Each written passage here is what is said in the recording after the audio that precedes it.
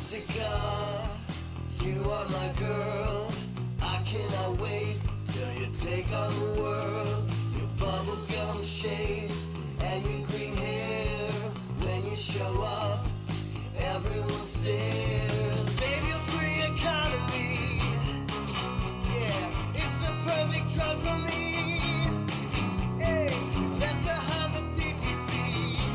I found a big Costco hot dog. You and me, yes. Bitch, you know you are mine. This.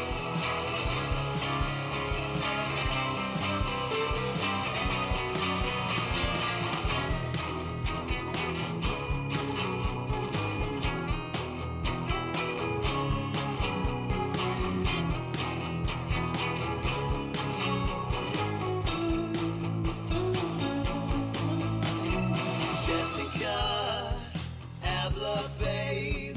When I'm with you, what can I say? When we're together, baby, I got no fear. All my transactions are peer to peer to peer. It's a CBDC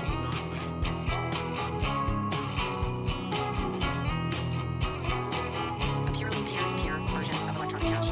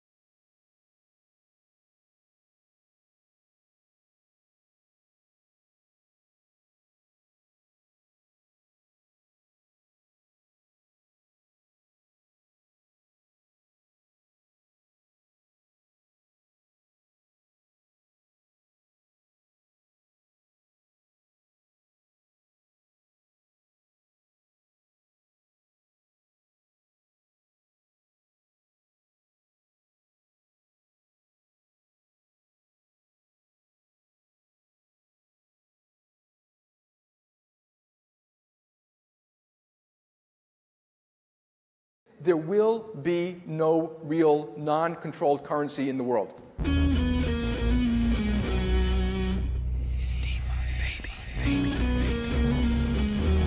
coming for you, Banks. Increasing the block size to 32 megabytes right now.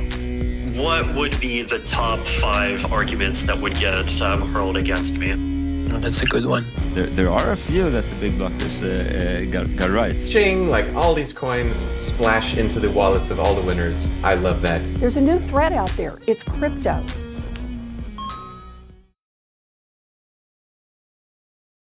We're live. What was that? Oh, we're Yep, really we're live. live. Yeah, we're live. Just quite went straight catch over that. his head. Right over his head. Hello and welcome back to the Bitcoin Cash podcast.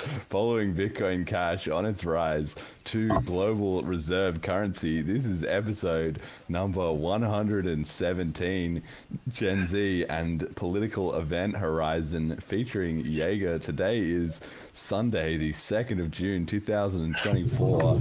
I'm your host, Jeremy. Chet is doing the producing, same as always. And our guest today is a Twitch streamer and content creator with a background in cryptocurrency. Welcome to the show, Jager. How'd you get into Bitcoin?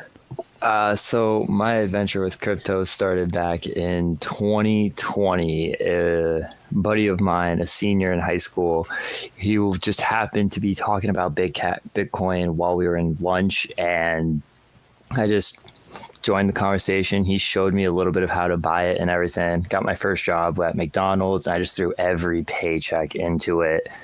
And then after I graduated high school, completely forgot about it, checked back on it, and it just skyrocketed. And then I just started doing more research on wallets and better ways to protect what I made that I didn't know I had. Yeah. So then, how do you end up on this show? Tell me the story there. So with Bitcoin Cash, I just happened to be scrolling through my Twitter feed, and you guys were having a public talk or public voice. I forget what the hell X calls it. Twitter space, but yeah. Yeah, Twitter space. And I decided to just hop in, and a lot of the topics you guys are talking about how the market works and the differences in Bitcoin and Bitcoin Cash just really intrigued me. And the fact I've never heard of Bitcoin Cash until that day, it was just something I was incredibly interested in. I put in a thing to join the conversation, and by just sheer luck, especially since there was a bot that was just there moments before, I wasn't expecting you guys to let me in, and you guys let me in, introduced me to Bitcoin Cash, and I've just gone down the rabbit hole these last couple of months since. Yeah, I've been here, and you told me that you were watching with your brother. You were watching 2 to 3 episodes of the podcast a day, and you've watched all, like, the entire back catalog. Is that right? Yeah, so my little brother, he's also getting into crypto, and after the conversation with you guys and joining the Telegram, I told him, hey, this is something, if you're really interested, let's watch some of these episodes. And me and him, we used to always just play video games, so we, instead of playing video games, we just loaded up the podcast, grabbed our notebooks, started writing things down that we didn't understand. At the end of each episode, go back, look it up. By the time the day was done, we were 2 to 3 episodes done. We just keep doing that every day, and now we're at episode 105. Holy crap. Wow. I think you must be the most dedicated listener of the show with bringing out the note tab and like studying. You must be a good student, eh? I can't wait to see his reaction. I haven't told him that on my guest show on here, so I can't wait to see his reaction when we listen to this episode. All right, keep it under wraps, and then it'll just come up and be like, hey, what up? It's me. He's going to see, because he knows I content create, so he's going to see Jager, and he's going to be like, wait a minute, hold up, when did you do this? Yeah, exactly. Nice surprise in the pipeline. So tell me a bit more about that content creation part of it. How did you get into that, and what's the story there? So back during the peak of Apex Legends, I was really good at it. I played the ranked mode, and I was in the highest rank was Apex Predators. And at the time, I was part of a small amateur esports team called NextX. And with that, I decided, let me make content with this. And I took off. I was under a whole different name, Mixed Breed Gaming. It was fun. I played in a whole bunch of tournaments, and unfortunately, that came to a hard stop because my mother would not let me go to international tournaments. Damn, that sucks. It sounds like, if you were on the up and up, and then everything just came to a bit of a screeching halt there. Damn, that's rough, man. Came to a screeching halt, and then I took about a 3 to 4 year hiatus from content creating, and then the streaming platform Kick came out. And I had a buddy on TikTok. His name's Official Envy. Amazing guy. He plays Destiny 2. And I watched him go from TikTok to Kick. And over the last 6 months to the last year of just talking, he was like, hey, you should get back into content creating. And I was doing Call of Duty and DayZ. And I already had him supporting me. And I've just built up this nice little community of a whole bunch of people that just enjoyed seeing what I do. Yeah. No, that's amazing. I think for me, it's a bit of a window into a different world, right? Because I've also grown up a lot on the online streams and like Twitch and all that, but it was well before like TikTok and even YouTube being as big as it is now and all these kind of things, right? I was big on the gaming, back when it was StarCraft 2 and then League of Legends. That's now kind of died, right? Everybody's just like moved on. Yeah, everyone's past moved on that. to like the first person shooters, the really heavy action pack. No one likes the slow paced games too much anymore, which really 40 sucks minutes too. too slow paced. Really? It's sad though. Like the newer generation of gamers are so picky on what games are now. It's hard for people to make actual decent games that have a long playthrough. Yeah, I guess so. But I mean, that comes about as being in a world where we've got so much choice, right? It's inevitable that people's standards are going to just keep going up to match the quality of what's being created, right? Yeah, you're right about that one. But I got sidetracked there. My bad. No, this is super cool. It's super interesting to hear because I just think like when we do the listener stats to my show, right? It's majority is age bracket is from like 25 to like 40 or maybe 45 is the core demographic of this show. But obviously that's because they've had longer to get into finance and all that sort of stuff. But it's really important for the BCH community that it's going to need to have younger people getting involved in it, continuously. It's like a tradition that we need needs to have fresh hearts. Down, right? Yeah, It needs exactly. a fresh set of minds, new perspective, because the younger generation is going to see it in a whole different light than how the older people who've been with it for decades now and fully understand it. New guys can come in and see a whole nother method and just change the entire way the blockchain works. Yeah, exactly. So do you have any thoughts on, well, I mean, we will get into this separately, but do you have any thoughts on what it's like for the younger people who kind of grew up with crypto? To them, it was not like there was pre-crypto and then crypto was invented and then, now it was a thing. It was more just like by the time they were really aware of what was going on in the world and in finance and stuff like that, crypto is just a fact of life, right? Like nobody ever had to sit down to you and say like, what's Bitcoin? And you're going to say, no, that's not real. I don't believe in that. It's going to go away. So it's more just like it always existed, right? With the younger generation, a lot of them are in jealousy because they missed the heavy Bitcoin wave. So everyone's trying to play catch up. So a lot of them are more scared to hop on because they feel it's going to just crash. The wave's not going to always be there, but that's the risk in crypto. The wave doesn't always exist. There's going to be the crashes, and you have to be able to handle them. That actually makes a lot of sense. Maybe growing up in a time where there's so many fads and trends and stuff, people are very aware that if it's trending now, it's already too late to be on it, right? Like if you want to be the one benefiting, you have to have been on the trend before it became the trend, right? Rather, if you're jumping on at the end, you're just like missing it or providing fuel for the people who started it, right? Exactly. Like with that one gentleman in the I think it was like 2018 or 2016, telling everybody to buy Bitcoin when it was like $1. Yeah, that would kind of like that would have been before that, but yeah. Oh, gee, that was even before that. Damn. Bitcoin was $1 in like what, 2010 maybe? Like 2016, it was already $400 or $500 bucks. Hey, like I said, I'm a little background in crypto. I'm still freshly new to this stuff. No. This is great. This is exactly what you're saying. Is that it's just it's how you test your assumptions, right? Is you talk to somebody who doesn't. Like in my head, right? I have this huge, back catalog of all these things, but some of what I believe about all that is going to be false, right? But the only way I discover it is by talking to people who come at things from a fresh angle. I think it's just so incredibly important. So actually, speaking of that, let's just get onto the market then. So this week, Bitcoin Cash is $461.05 for 100 megasats, which is down slightly. One BTC sat buys 147.5 BCH sats, which is down a little bit, and one ETH buys 822.7 megasats. They've been having a good time recently on the markets with their ETF getting approved. What do you make of the crypto markets? Like you said, when you got into it, maybe you pretty quickly bought some, and then were you ever interested in trading it or speculating it, or it just happened to rocket up and you benefited and were like, wow, I'm a part of this now? Pretty much what it was when my friend told me about it, it was like the wave was going up. So I was like, let me just hop on. And then it was a buy in forget. And now I'm here. I want to figure out what I want to do with it because I want to diversify my wallet. I don't want to have just everything sitting in one wallet when another coin could skyrocket.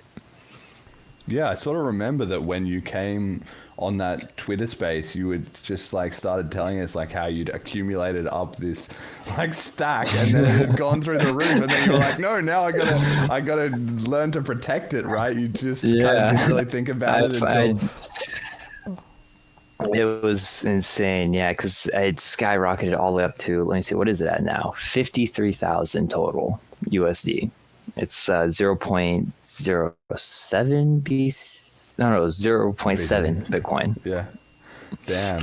And You're it's doing like, all right then. I'm fortunate. I'm very fortunate as a very young person in crypto. Pretty green in crypto, to be honest. Well, you're on a winner so far, so shouldn't be disrupting your methods. I mean, of course, time is on your side, right? And that's always one of the grand benefits of getting into something where you can just afford to let it sit for a while. If I still had all the Bitcoin I had 10 years ago, I'd be looking pretty good, but a series of misadventures along the way paid to that a little bit. But do you think that's what is attracting people to crypto still? Do you think that's that kind of get rich kind of vibe, or is anybody interested in the actual ideological underpinnings of it? A lot of the younger generation, honestly, a lot of them think crypto is the key to getting rich fast, which it can be, but at the same time, it's really not. Yeah. And it's hard to get them to understand it's a lot more than just throw some money into a coin, wait a little bit, and then boom, you have all this money. So are they interested then in like the stock market or anything like that, and they see crypto as maybe like an exaggerated version of the stock market, or is it like only crypto seems fun and cool and interesting, and the stock market, like, nobody really cares about that? With the younger generation, they look at the stock market as kind of like the old people's way of getting rich. They see the crypto as it's the trending way, it's the new path to money. Stock market is this old, outdated method. It still can make you wealthy, it can still set you up for life, but they don't see it as the way they see crypto. Right, okay, that's really interesting. Damn, because yeah, I mean, I was getting into, stocks when I was a bit of a financially minded kind of teenager, right? So I was buying stocks and stuff, with my parents, had some kind of like managed account that you could have it. And back then there was no crypto. So that was like the way of like, I'm going to be, getting rich and whatever. That seemed how you could get into the markets, but it's completely different now if people can just, pick a couple of coins and then be rich. But I guess, I mean, on average, right, most of the people buying crypto are gonna lose their money, right? So a couple of people will be big success stories and everybody will be trying to replicate that. Do you get the sense that people kind of know that, so they see it as more of like a lottery ticket, or do they take it seriously in that they actually think, no, I'm going to sit down, I'm going to bust out the spreadsheets, I'm going to develop some kind of trading algorithm or some way of tracking the meme trend and then get onto it ahead of time? Like, in general, are people just doing this kind of as a bit of fun, but they're also, worried about their career path that they're doing some other way? Or do you think people are seriously getting sucked into crypto as this is my one way to make it? That's a great question, and it's really split between the generation. There are some that see it as this is my one ticket, and then there's the others who are like, I can sit down, I understand this, and I want to make this work, but it comes down to if they can actually understand how the crypto market works and how the graphs work and all of that, because it does take a little bit of research and understanding to understand it. Some people, not to my own horn, like myself, are gifted in where they can just naturally understand the graphs and they have a bit of a head start. But then there's the other group of the generation where they need to sit down, pen and paper, and learn what each graph means, how each drop, what that represents, and how far a bar is going to go up in the market for that set time frame. Okay, and what about their parents? So I said like 25 to 45, so like 30s is like the bulk of my audience demographic. So they're maybe like a little bit young, but the ones slightly older than them, right, who are in their like late 40s or 50s now would be like your parents' generation, right? So how do they see crypto from the perspective of their kids? Is it like, oh, my parents don't know anything about crypto, they're fucking idiots? Or is it like, yeah, maybe they've got some in their account and they're speculating on it? How does that come across? That can, you gotta stump me on that one because I have to think about this. It really depends, because some parents, they knew about crypto during the rise of Bitcoin, and some parents did jump on that train, and others were just completely oblivious, nose to the grindstone, trying to just make their money the normal way. So it's really split, but I feel like a lot of people's parents definitely have some type of crypto just stashed away that they forgot about because of it was a rising trend. Right. Yeah. Okay. All right. Makes sense. I just think like when I was growing up, the thing was, like the internet, my social media, right? Social media was becoming big. And so it was like, haha, my parents are such boomers. They don't understand this crypto thing. Yeah, they don't understand social media. They don't get it. Haha, like, smartphones and stuff. That was all like the province of young people. Of course, it just became generalized throughout society, but there was that generational gap for a while. And it sounds like maybe that hasn't really developed as much with crypto because there were enough of the, parents who had young kids who were already jumping on it and were not missing the wave, so to speak. So that's actually really interesting. Wow. Okay. Yeah, because it can be split between the older parents who had their kids in their 20s, early late 20s, and Bitcoin was on the rise, and you have the part of the generation who are in their 30s, 40s, had their kid, and they already had a career locked down, and they didn't want to take the risk of investing in a coin and potentially ruining everything for their family. Yeah. It makes sense. That would be quite a spread for that kind of coming of age story for sure. Yeah. Wow, really interesting.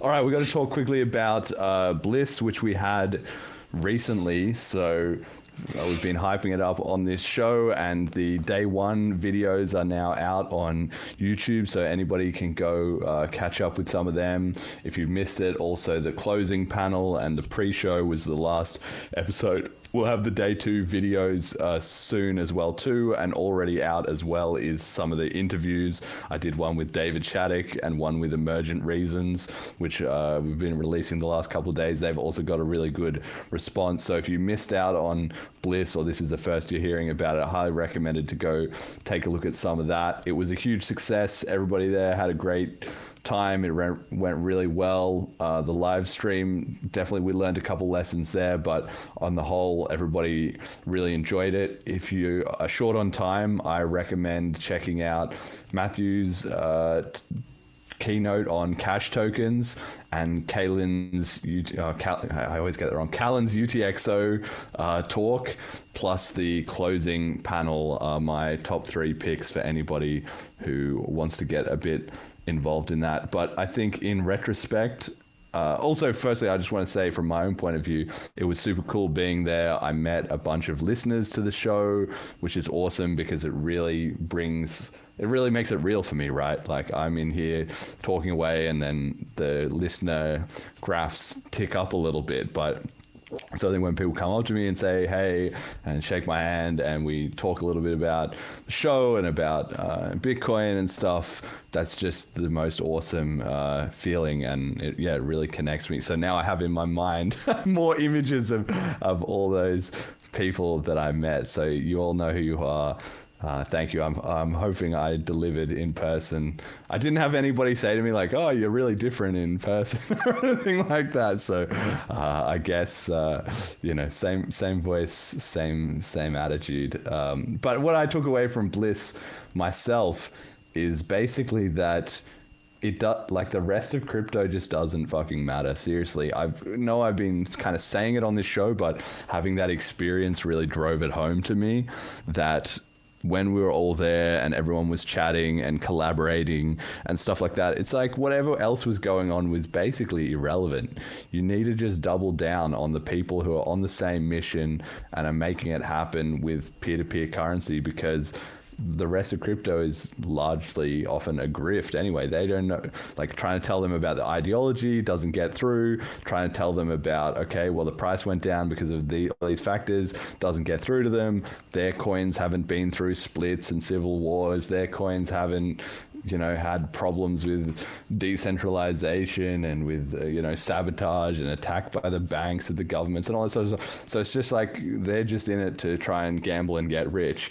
But once you're sitting down with people who are on message, and it's like, okay, now we can actually make some forward progress. So afterwards, I unfollowed a load of people on Twitter. I had about 630 people that I was following on Twitter. I massively cut that down. Cut about a third of that. I'm down to like 400 and something, because I just realized all this shit is just irrelevant. So I think maybe that will be reflected in the show, maybe not for this episode, but going forward, I'm maybe just going to be paying a bit less attention to what's going on in the rest of crypto. Obviously the main things I'll still see because it'll get retweeted and by enough people that it'll come on my radar. But in general, I think, we just gotta get it done on our own. So my focus going forward is really BCH related projects and pushing through all the noise of the industry. Jet, you were there, obviously heavily involved. What did you make of Bliss? Oh, there's a couple things. One is it was great to see, I met so many people in St. Kitts that I had been kind of speaking to for the past couple of years, and then there were people that I got to meet at Bliss that I'd been speaking to since the day I got involved in Bitcoin Cash, and that was awesome and really surprising. But I had a blast, not just at the conference, but going into the city and being able to actually use my Bitcoin Cash. There was one place that I went that was listed in the I can't remember the name, Coinector app, and the restaurant had rebranded, and so I went to pay with Bitcoin Cash. They didn't accept it, and the waiter that I was speaking to was like, "Leave that in your review, because any feedback that we get makes it more likely to reintroduce it." So I leave this review, and within 2 hours, the owner of the restaurant was like, "We want to do this. We've tried to contact the Go Crypto guys, and they haven't messaged us back." So that was a little disappointing, but I still had a blast. Ljubljana was a beautiful place. Being able to go, I spent too many not coins, not full coins, thank God, but I spent too many UTXOs at the bar. But it was nice to be able to bring home some receipts that say paid in Bitcoin Cash, the same kind of deal as paying the hotel in St. Kitts, paying the hotel, all of this stuff. I just love being able to go somewhere and not deal with currency conversions. I can pay all of my bills, go to a supermarket, get some groceries if I need. I'm pretty sure Jonathan had rented out a car with Bitcoin Cash, and that was awesome. On the production side of things, I realized I have so much to learn and gear to acquire to really step the game up. So I guess for context to the listeners, before we went, I bought the Ada Mini, which was the thing that we used for camera switching. Coming back, it's like, oh, okay, I need a camera cage, a gimbal, like multiple audio options, some different lighting options, a couple new camera frames so that we can really do multicam live editing and really step things up. So hopefully I'm trying to get all my ducks in a row now so that next year I can rock up with one case and we're ready to go.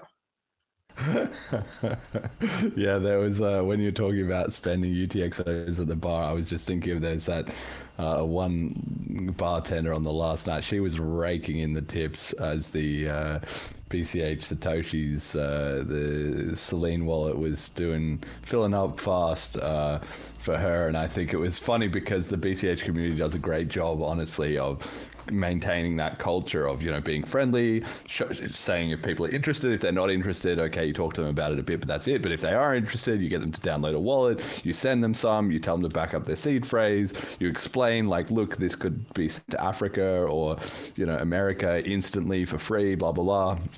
And you tell them, all about that and stuff. And just this girl was just raking in the tips, and I just wonder, like, the other guy who was on this bar that night, he would have been thinking, what the hell is going on? Because at the end of the shift, she probably made like twice the value of her actual shift work just in tips. And if he was kind of a bit more skeptical of it, or like if I'd been in his spot, I would have been like, what is this? Like, let me download a wallet and also get some. But I think he was still a bit sus on it, even though we were having the event there and everything like that. And so that's just a classic case, of the person who's open to it. That's where the benefit immediately flows to, and then somebody else just discovers they're getting left out in the cold, so then they're going to be the next one to adopt it, undoubtedly, right? That was the perfect little vignette, I thought, of crypto adoption happening there. But yeah, it was a great time. It was a great event, and everybody who was there had a really good time. Jager, you were watching some of the live stream, I believe, but that would have been a bit of a different experience. What did you make of Bliss? The bits and pieces I caught were kind of funny, because when I first caught the beginning, like the first starting of it, it was laggy. Everyone was just moving around, and it was kind of actually pretty funny to watch, seeing how Bliss was still being set up and everything, but somebody started the live stream. Yeah, we still haven't perfected our launching of the live stream. That's for sure. There was like a test stream, and there was a second test stream, and then it was pretty funny. But it was honestly amazing to see the amount of people in the room for Bliss. I didn't know. I had an idea of how big Bitcoin Cash was, since I did a little bit of research on it, and I knew it was a split from Bitcoin. I think it was back in like 2017, 2018 is what it said. Yeah.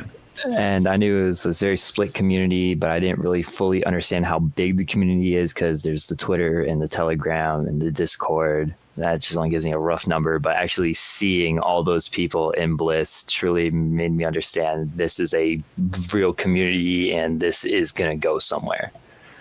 Yeah, I mean, we had 45 people show up from 22 countries and 5 continents, so it was pretty good turnout overall. And it was actually that was actually a lot of people. Like 45 people in a room was it? You kind of think, okay, 45 people. That's actually a lot. It felt like a lot, especially because everyone there was so passionate and excited.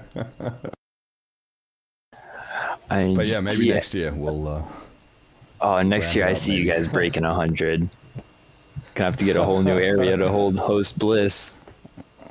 Yeah. We'll see. That's kind of yet to be determined. But I think the event was enough of a success that hopefully we can justify it and keep things going on. What about other crypto meetups though? Have you been to any other crypto meetups or physical events anywhere in your area? No, actually, Bliss was the first crypto event I ever attended, like to watch. Yeah.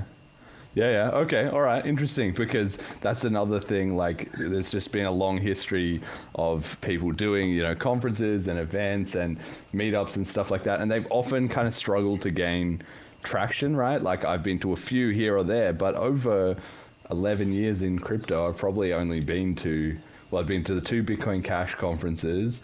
I've been to I've been to like 1 medium-sized meetup group, 2 small Bitcoin Cash meetups, and 1 larger sort of crypto meetup, right? But even over 11 years, that's not very much. And crypto does exist in a bit of a weird sphere where sometimes it's like very online focused and it's hard to get people physically together. So I'm not surprised to hear if you haven't found your way into that. But I wonder if, as crypto gets bigger and bigger and bigger, eventually those things will really catch on everywhere, but they haven't seemingly quite hit critical mass. I've got one other little note from After Bliss, which is that block 848,123 actually triggered ABLA. So ABLA raised the block size from 32 megabytes to 32 megabytes and 151 bytes just for that next block, because the previous it was 16 megabytes. Binance mined it, and there was a ton of traction from emergent coding, so they mined 16 megabytes of transactions, and that bumped up the limit just a little bit. So of course that was not fulfilled, like there was not more than 32 megabytes in that next block after that, but it just goes to show that we launched it and it's live, and it's now just a fact of life, and it's all working actually. So that was really, really good to see, and I'm really looking forward to more of that moving forward. Okay, so we've got Gen Z and Generation Alpha actually, and crypto. I've got 2 little clips here which Jet is going to pull up that I think recently encapsulate some of the younger audience's view on crypto. Let's get this. First one is from a commencement speech at Ohio State University just a couple weeks ago, and let's have a bit of a listen to how it went down.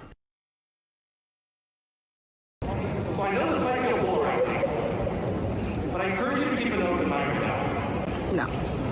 I see Bitcoin.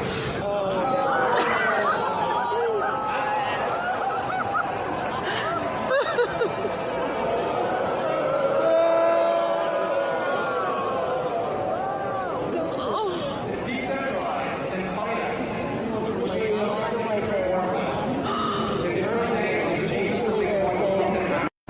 So I know this might feel polarizing.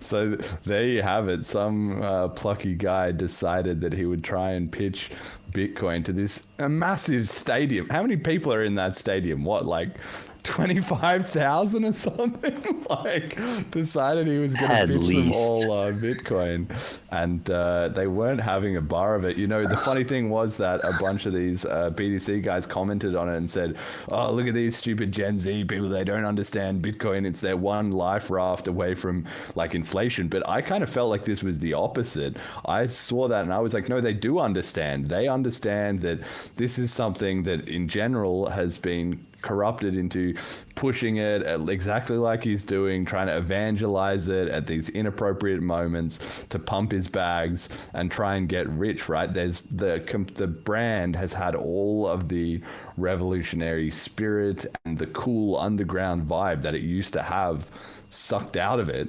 So nobody wants to hear it. It's not the Gen Z don't understand. They do understand it. They just understand that it's a thing about hyping it up to get rich, and if it was an actual usable currency, they would be more open to it. I don't know. What do you think, Jager?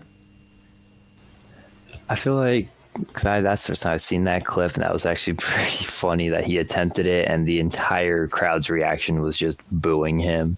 You're definitely right about it being an inappropriate time. It's a graduation. It's hot. They do not care to hear about crypto. They're just trying to get their diplomas and go.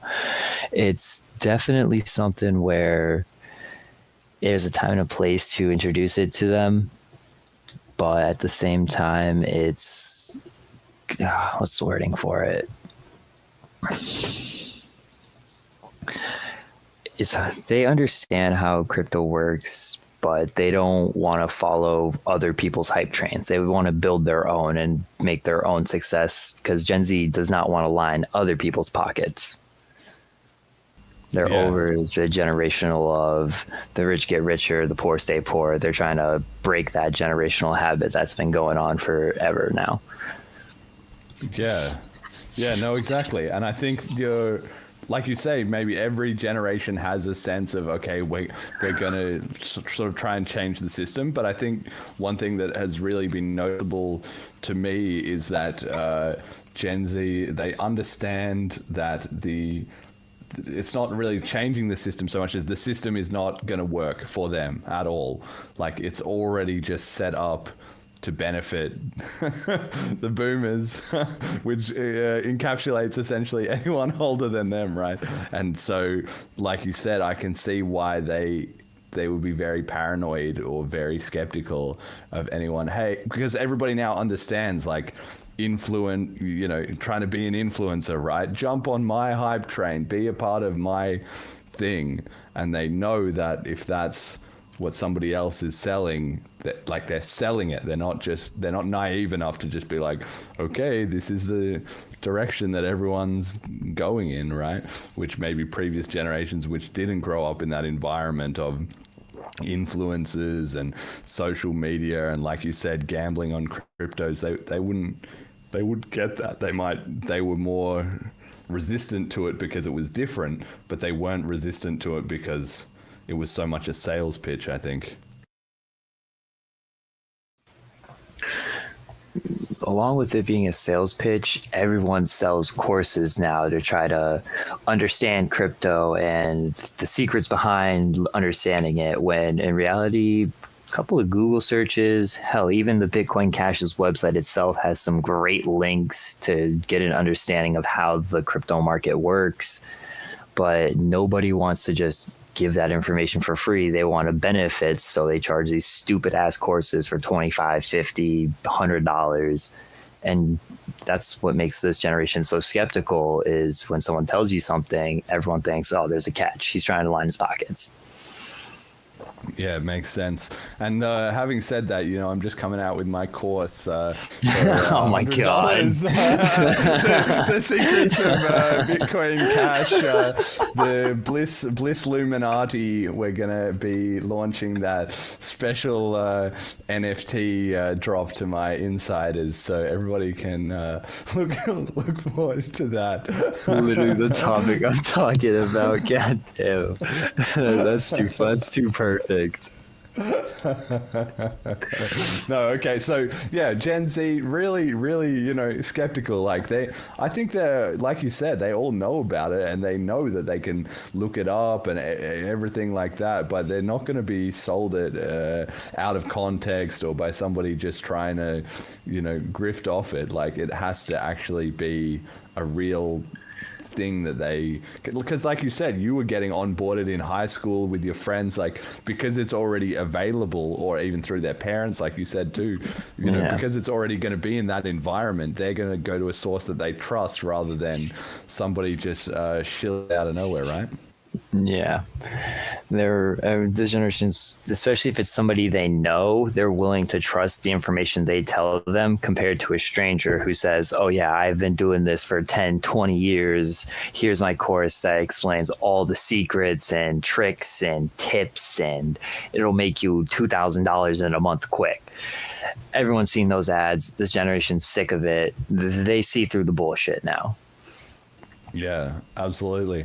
Okay, so we've got that, and then we've got even the Generation Alpha, the one up and coming below that. I've got another. Okay, let's start with that. Give us your take on Generation Alpha. Let's start with that. Oh God, we're going down. I saw that topic too. I was like, oh God, we're really talking about Gen Alpha. They're their own breed, to be honest. I've seen TikTok clips of how they act, and it makes me question what this generation is going to become inside of just the crypto market and financial areas in general. Really? Do they get a lot of pushback? I mean, just on video games alone, any kid who even sounds remotely like their Generation Alpha is just instantly, they have everything inside of the microtransactions. They just have no concept of what a dollar means. I think they're financially irresponsible.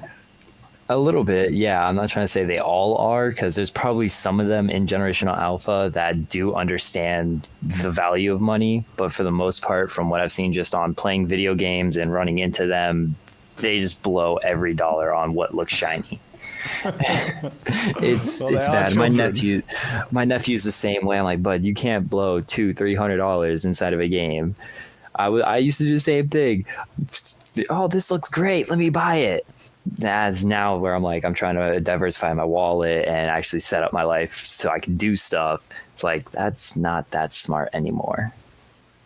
Yes, indeed. Okay, well, let's on that theme then. Let's this clip. Yeah, I'm excited to see it. Yeah, I think you might be surprised. So, Jet, let's roll it. Oh, I think I've seen this Girls, clip what's actually. just happened? So, there's an ice cream van there selling just 2 ice creams with 2 chewing gums in it. Yeah. For bloody £9 for 2 of them. £9 for 2? Yeah, £9. That is going to get nowhere. The one that comes on my street is either £1 a p or £2. Like, you're going to get nowhere with that. No, he ain't, is it? No, he ain't. That's well bad, isn't it? You should know. And he only does bloody card. Stood there with my cash. Bloody hell. That's well bad, isn't it? Bloody well bad. Yeah. Yeah, bet he can hear me. Girls, what's just happened? So, there's an ice So this is what's going on in there. I love it. I love it. Oh my god, that little girl is speaking the truth. It is so ridiculous.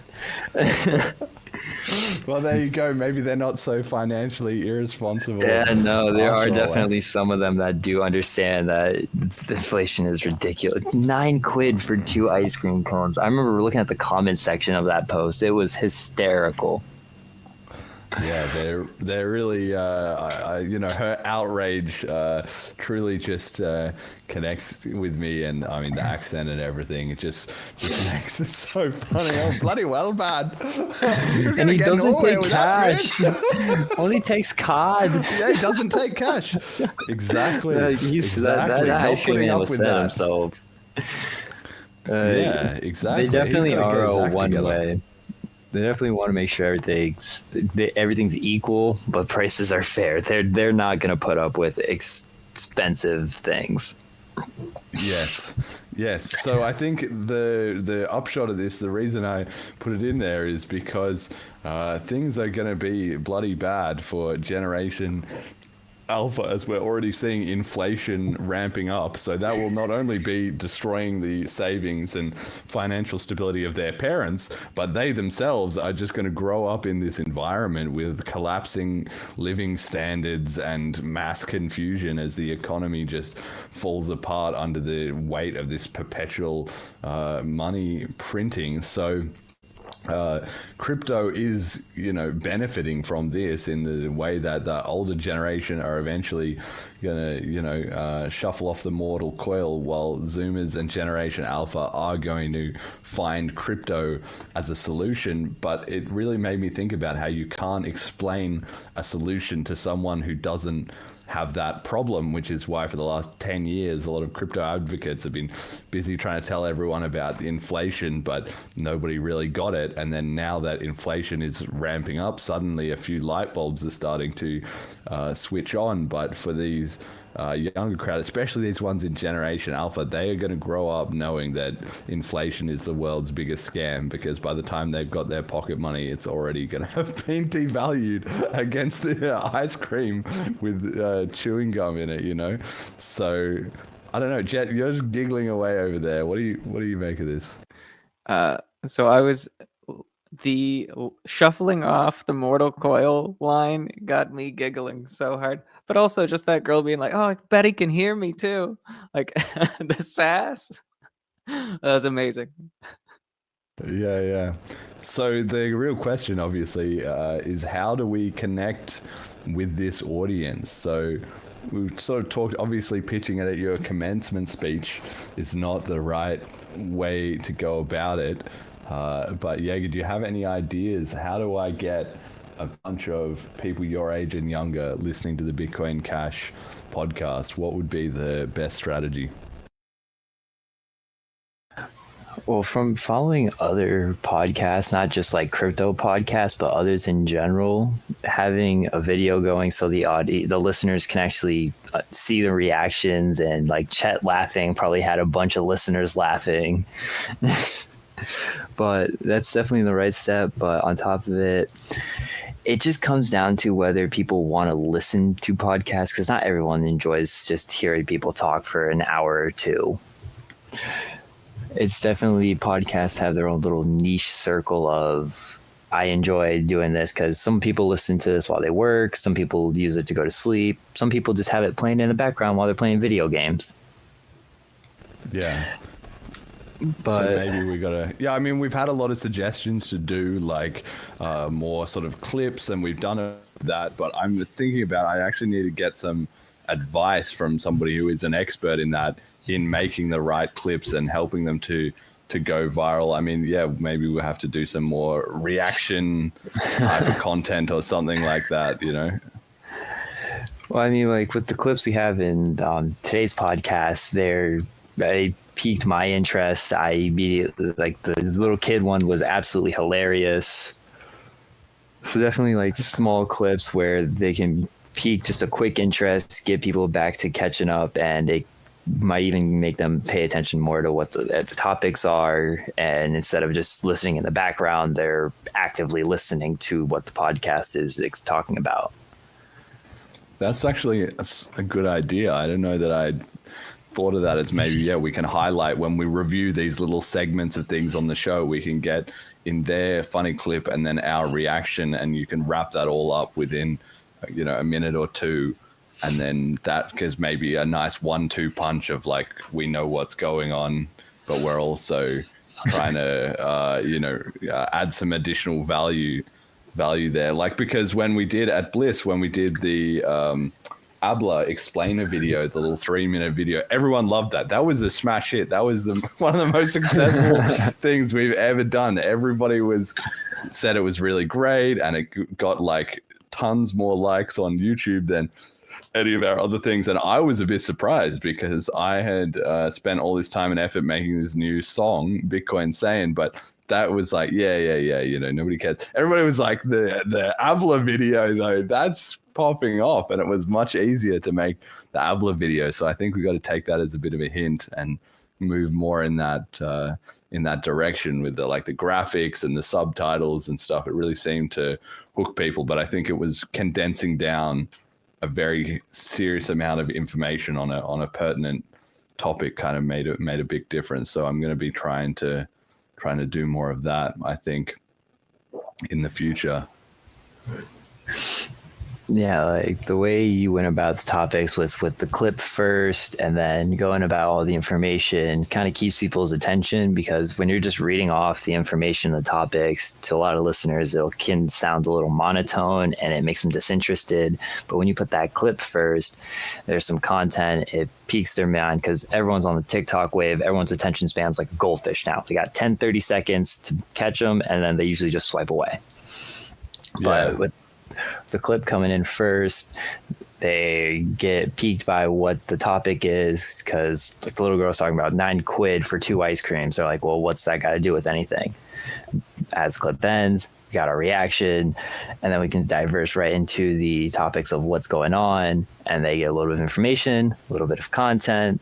It just goes hand in hand, and it can benefit the listener's experience. So tell me, you were recommending this strategy to me, but then you're also saying earlier, okay, I heard about the podcast, so I was busting out the notepad to listen to 3 2-hour sessions and take notes on everything I did and followed it up later. Is that because you are just atypical, or is that a trend? Are people doing that? Are they doing their research? I mean, there probably are people who are like me and do the research on parts of the podcast they don't understand, and they'll go back and do research. But I don't know how many people are like-minded like that. it was just something in school. I always took notes, and it's just something I've always done, taking notes. So I just followed it through with listening to the podcast because I'm still fairly new to the crypto world and I'm still diving down this rabbit hole. I'm taking in any information I can, and the information I don't understand, I want to understand. So I have that motivation to write it down and then go back and look at what it is and what it means. So tell me then, besides the podcast, what are your other favorite crypto news sources or info sources? Now you got me switching tabs because I gotta go look at my other thing. I have a whole desktop with crypto tabs. Really? Wow.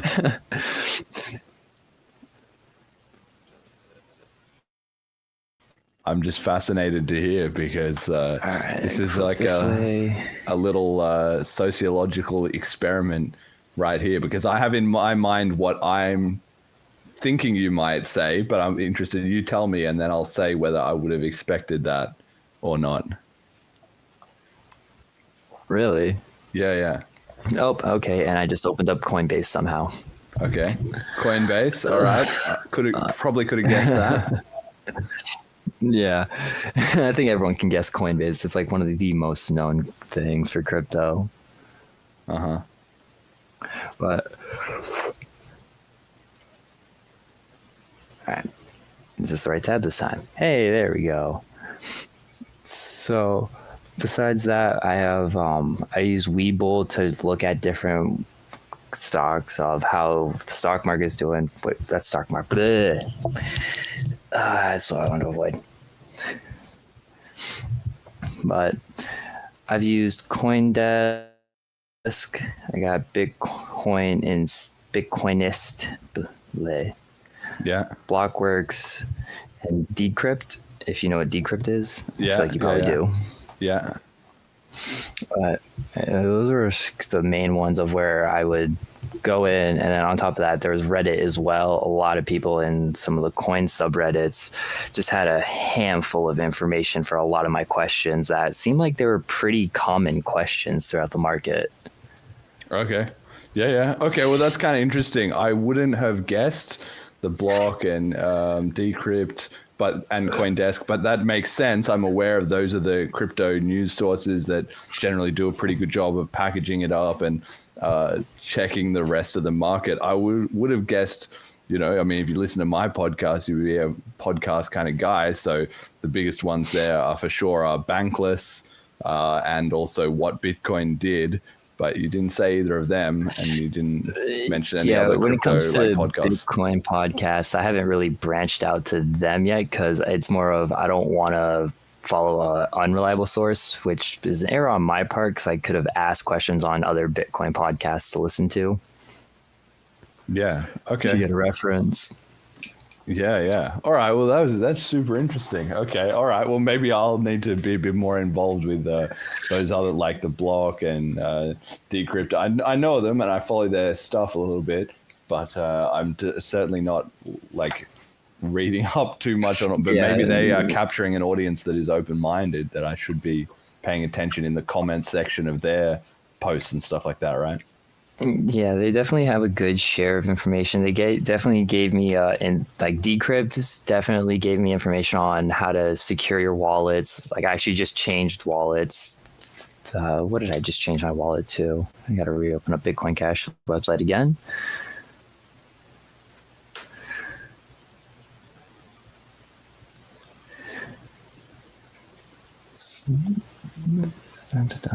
You changed it, like you got a dedicated Bitcoin Cash wallet, or you? I made a dedicated Bitcoin Cash wallet because with Art of Gaming, I plan to be more active in it. So I just want to be able to have a separate wallet so I can stash Bitcoin Cash without worrying of one wallet getting compromised. Yeah. No, makes sense. Because I'm the type of person. Yeah, go on. I'm the type of person where I like to have multiple security setups, and having one wallet is just never enough to me. I like to have multiple just in case someone finds one.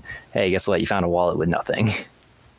Yeah. No, definitely you want to spread out your security practice. It makes sense. All right, I wanted to talk about crypto and the political event horizon. Here we go. This is what we'll put in our TikTok clips. We've got a clip here from Donald Trump to start things off. Chet, fire that one up for us. I will ensure that the future of crypto and the future of Bitcoin will be made in the USA, not driven overseas. I will support the right to self-custody. To the nation's 50 million crypto holders, I say this with your vote. I will keep Elizabeth Warren and her goons away from your Bitcoin. And I will never allow the creation of a central bank digital currency.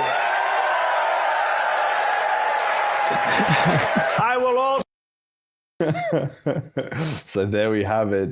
Donald Trump at the Libertarian National Congress or convention or whatever it's called recently showed up and started, speaking on behalf of Bitcoin. He also promised to commute the sentence of Ross Ulbricht. Almost everyone there had these free Ross signs and clearly was caring about that. So he said, look, I'll commute his sentence.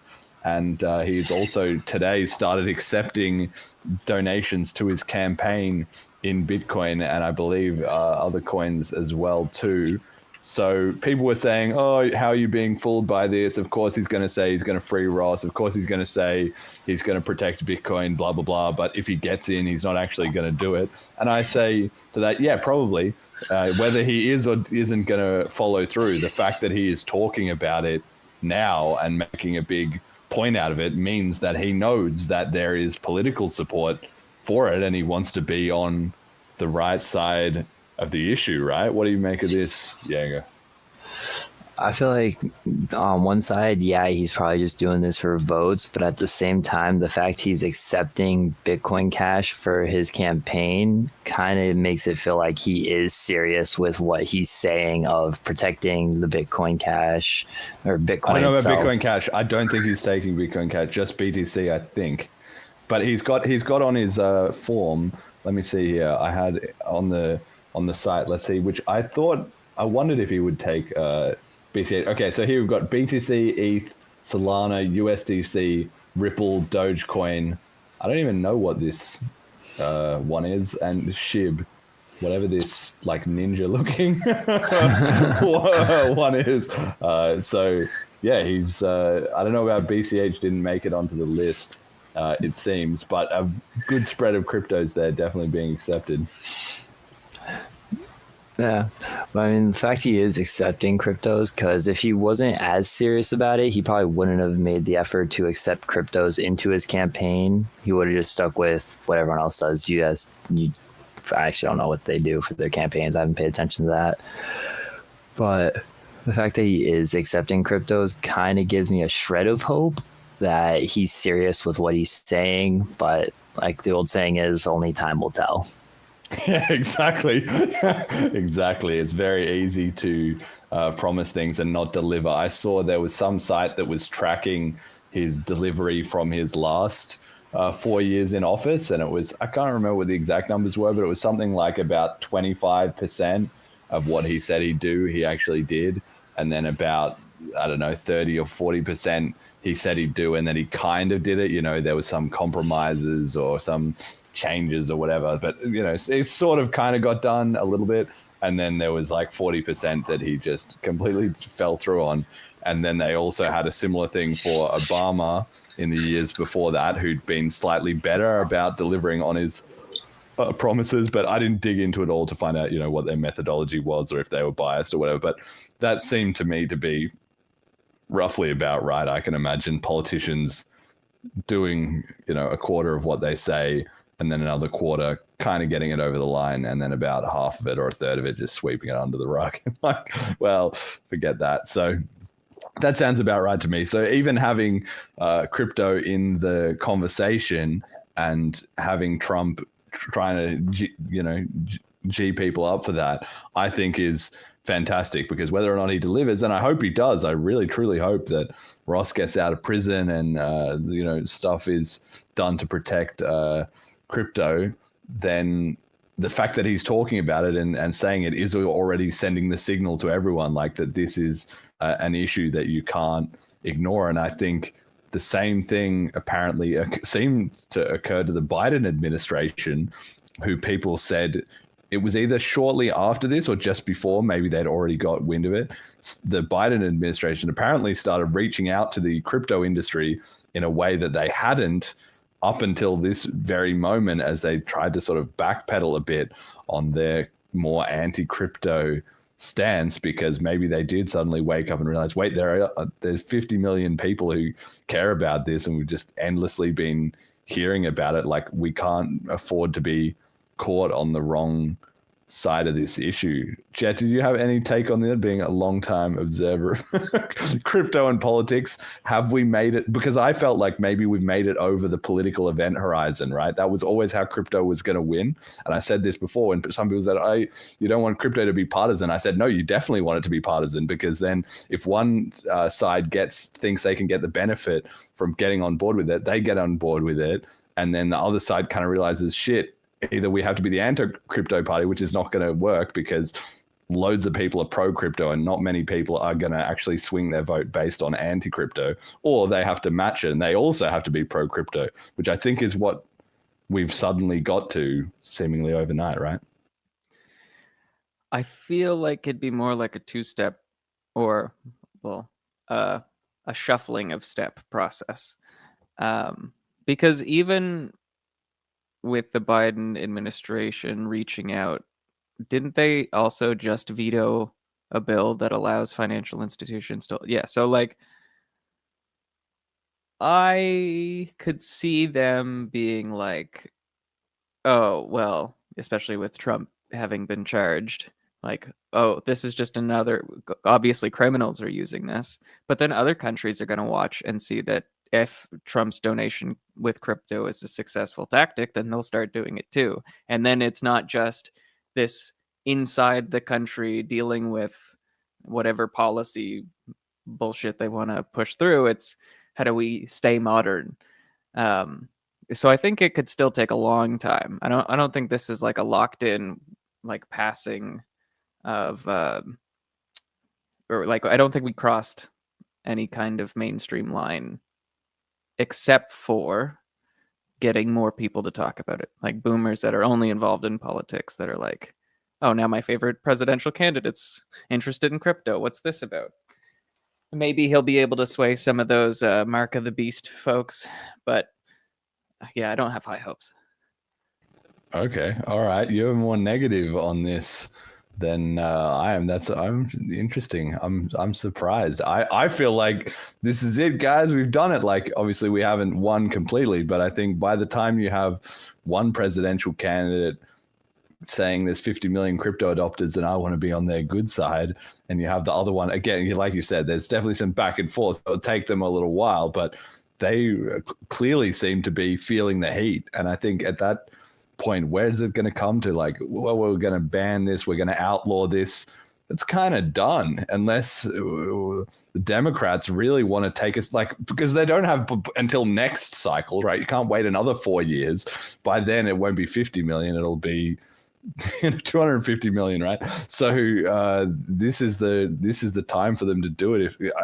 Ever since crypto was invented, people have been, when's the government going to ban this? When are the crackdowns going to come? And it's coming this piecemeal, slapdash attack, right? But it's kind of getting to the point where the momentum is just high enough that it's also what I've said on this show, which is the crypto community has every day to fight about crypto, and the politicians only have about 2 days a year because they have 363 days where they got to fight about some other issue, right? So just every time they're kind of taking their eye off the ball a little bit, the crypto community just powering ahead, getting more influential, making more money, buying off whoever needs to be bought off, and kind of getting the job done, right? There was also this coincidental perhaps event where Ethereum suddenly got an ETF approved, which everybody was not expecting that. It was like in May, it was known that it was a possibility.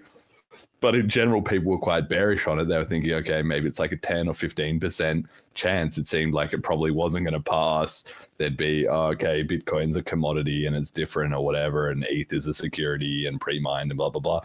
But then at the end of the day, suddenly, somehow there was a big turnaround and suddenly ETH has got an ETF approved, which is great news for BCH because we would be the logical number 3, I think. It's us or Litecoin are by far the front runners to get an ETF next, even if it does take a little while. But now that it's not just Bitcoin, it's going to be very hard to, stall all other options, right? Michael Saylor made a huge about face, by the way, and he's gone from there is no second best to, well, it seemed like there was no second best, but now the regulators have approved Ethereum ETF, so there's going to be a whole crypto industry. He's suddenly come around to the rest of the crypto industry as not being scams and frauds, but actually being just a part of the market that is going to be served. So yeah, I feel like it's over and crypto is now entrenched, and just it would be impossible to ban it or politically bully it off the stage. Jager, what do you think? Do you think we've done it and this is it? It's a one-way trip. There's no going back to bans on crypto and Bitcoin and all that? It's a fly ball in left field. It can go either way, really. It could be. I'm not 100% on the wave of we finally did it, but at the same time, I'm not fully on the side of they can still ban it. They're not on our side. It's like I said earlier, only time will tell. And I can't pick a side. I always just watch from the sidelines and just got to wait to see what happens. Yeah. Okay. All right. Well, like you say, time will tell, but I feel like time has been telling. And again, maybe that comes from just having watched it for so long, like 2013, 2014, people were freaking out. When's the government going to ban this? When are the arrest warrants going to go out? We're all going to end up in jail. Now, a few people have, don't get me wrong, along the way. There's been a few individuals that have unfortunately ended up on the wrong end of the government brutality stick, right? But by and large, the vast, it was literally like everybody was like, we're all going to jail. Like the arrest warrants are going to be out individually for every single person. But at this point, now you've got millions and millions and millions and millions of adopters, and crypto is just marching forward. So anyway, we'll see in hindsight, but I take this as quite a watershed moment, really. And I guess we'll see by probably the end of the year how it plays out sort of with the election and whether or not things get delivered in terms of like Ross Ulbricht getting out of prison. That would be amazing. That would be crazy. if he did, he would be, I mean, he's already sort of a celebrity in crypto.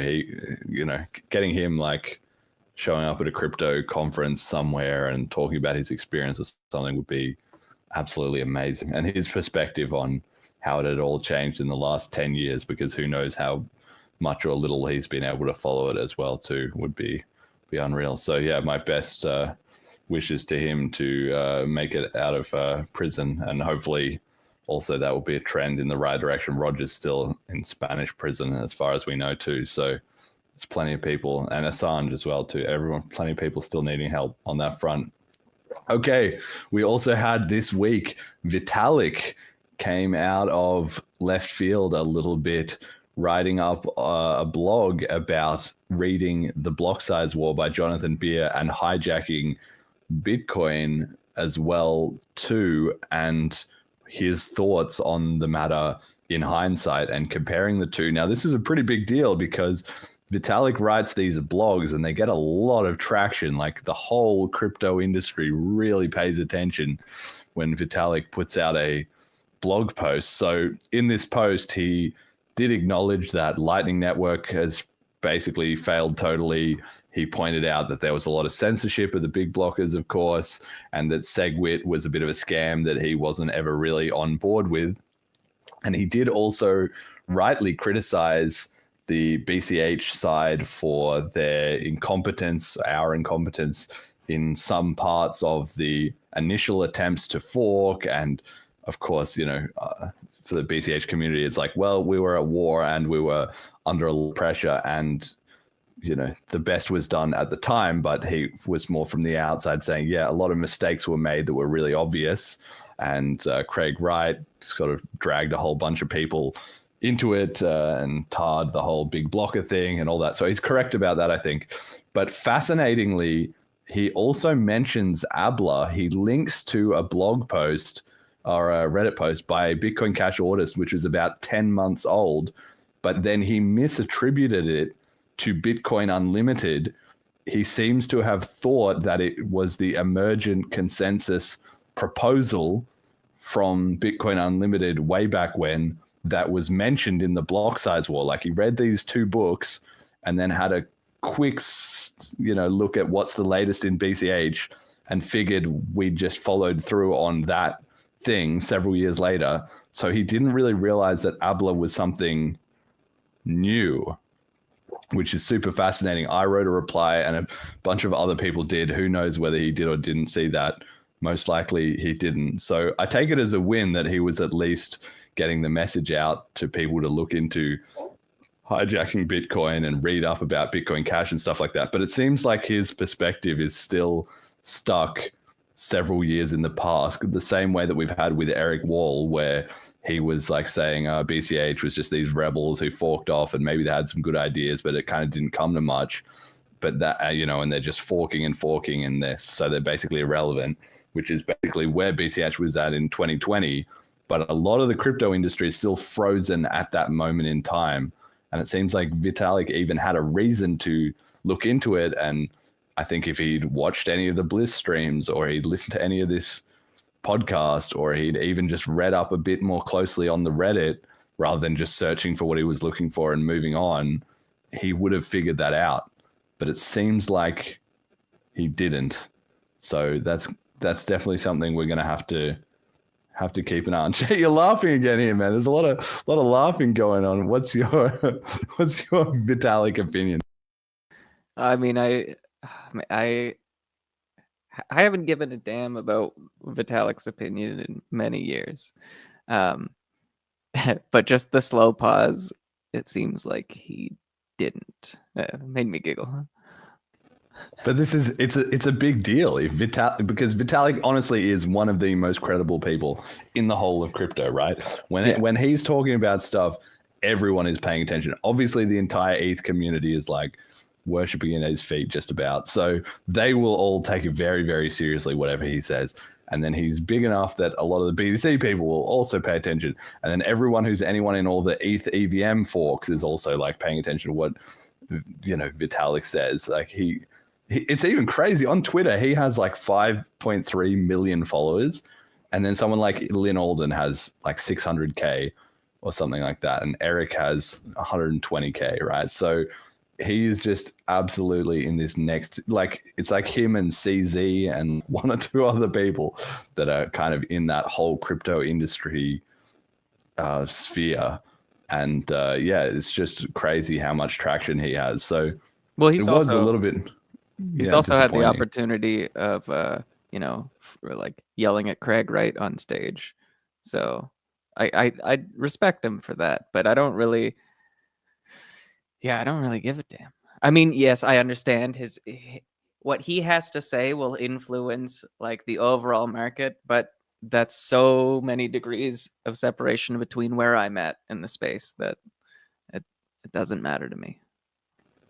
Yeah, but he had, and people were kind of putting some lashback, especially on Reddit, were like, oh, what do you mean, Vitalik, why are you making all these excuses for the small blockers and blah, blah, blah, all this stuff that they did. And they were also saying, oh, it's because his bags are threatened because the BCH community is now upgrading and is going to be, able to challenge ETH and stuff. Come on, guys, that's not what's happening. Like, honestly, Vitalik is not secretly trying to protect his ETH bags. Like, he's a billionaire and set for life and is busy doing his alternative society experiments and sometimes tinkering around with the ETH fucking issuance, right? He doesn't care what happens in BCH. It's not like some big upcoming threat. He just didn't look into it that deeply enough to realize, like, wait, the comeback is on. That hasn't occurred to him yet. Maybe it will by 2025 or 2026.